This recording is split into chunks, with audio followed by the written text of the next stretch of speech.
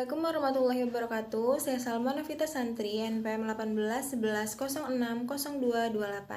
Saya dari kelas Biologi F semester 5. Di sini saya akan menjelaskan materi mengenai strategi pengembangan kurikulum berbasis penelitian.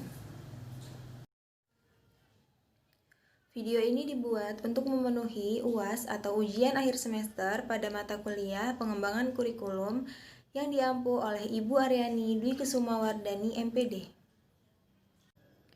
Sebelum memasuki materi strategi pengembangan kurikulum berbasis penelitian, sebaiknya kita mengetahui dahulu apa itu kurikulum.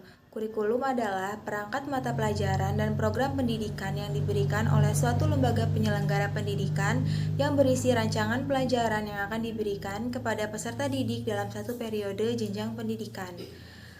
Lalu, kurikulum sendiri memiliki fungsi, dan fungsi kurikulum adalah sebagai pedoman atau acuan pembelajaran bagi guru.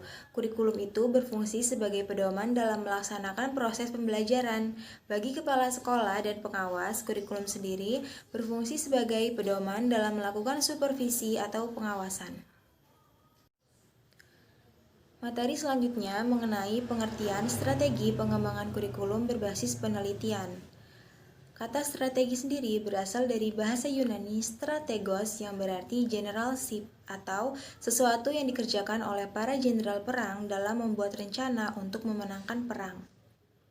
Menurut Rakjoni, strategi pembelajaran merupakan pola dan urutan umum perbuatan guru dan siswa dalam mewujudkan kegiatan belajar mengajar untuk mencapai tujuan yang telah ditentukan. Di dalam strategi pengembangan kurikulum saat proses pembelajaran diperlukan suatu perhitungan tentang kondisi dan situasi, di mana proses tersebut berlangsung dalam jangka panjang.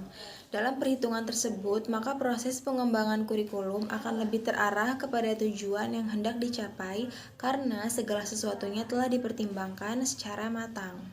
Sehingga dapat disimpulkan bahwa strategi pengembangan kurikulum berbasis penelitian merupakan strategi sebagai bagian dari usaha pemecahan masalah yang didasarkan atas seperangkat atau sistem rencana dan pengaturan mengenai isi dan bahan pelajaran serta cara yang digunakan sebagai pedoman untuk menggunakan aktivitas belajar mengajar sehingga tujuan-tujuan pendidikan akan tercapai. Strategi pengembangan kurikulum berbasis penelitian meliputi 4 langkah. Yang pertama, merumuskan tujuan pembelajaran atau instructional objective. Tujuan pembelajaran dirumuskan melalui 3 tahap. Yang pertama adalah merumuskan tujuan harus memahami 3 sumber, yaitu siswa, masyarakat, dan juga konten. Yang kedua, merumuskan SK berdasarkan landasan sosiologi serta landasan lain berupa landasan filosofi pendidikan dan psikologi belajar. Yang ketiga adalah merumuskan kompetensi dasar.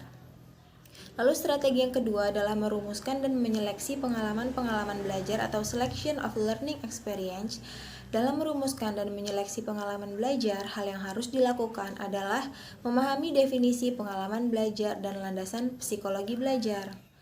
Pengalaman belajar sendiri merupakan proses interaksi yang dialami siswa yang kemudian dirumuskan oleh guru untuk mengembangkan proses belajar siswa. Lalu strategi yang ketiga adalah mengorganisasi pengalaman-pengalaman belajar atau organization of learning experience, merupakan proses mengatur pengalaman belajar yang sudah dilakukan dan dialami oleh siswa. Dan strategi yang keempat adalah mengevaluasi atau evaluation, merupakan proses peninjauan kembali yang bertujuan untuk pertimbangan dan perbaikan strategi pengembangan kurikulum selanjutnya. Materi selanjutnya adalah landasan pengembangan kurikulum berbasis penelitian berlandaskan faktor-faktor sebagai berikut. Tujuan filsafat dan pendidikan nasional yang dijadikan sebagai dasar untuk merumuskan tujuan institusional yang pada gilirannya menjadi landasan dalam merumuskan tujuan kurikulum suatu satuan pendidikan. Sosial budaya dan agama yang berlaku di dalam masyarakat kita. Perkembangan peserta didik yang menunjuk pada karakteristik perkembangan peserta didik. Materi selanjutnya mengenai model-model pengembangan kurikulum. Model pengembangan kurikulum dibagi menjadi 2 model. Antara lain yang pertama adalah administratif model. Model ini adalah suatu model di mana gagasan pengembangan kurikulum datang dari para administrator pendidikan dan para pengguna administrator atau datang dari atas ke bawah. Model ini memuat para pelaku kurikulum merasa terbatas pada pengembangannya dan sering terjadi ketidaksesuaian dengan kondisi lembaga dan lingkungan sosial di mana lembaga pendidikan tersebut berada. Lalu model yang kedua adalah grassroots model atau model ini adalah kebalikannya dari model yang pertama, yaitu inisiatif pengembangan kurikulum datang dari para pelaku kurikulum seperti guru-guru, sekolah, dan lingkungan.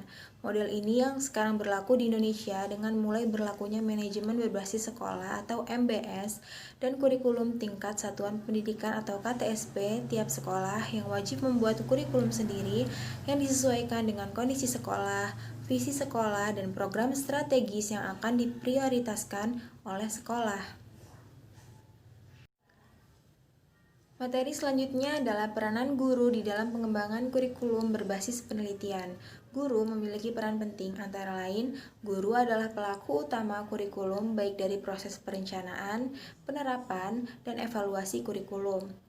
Maka keberhasilan pencapaian kurikulum sangat tergantung dari keprofesionalisme dari guru itu sendiri.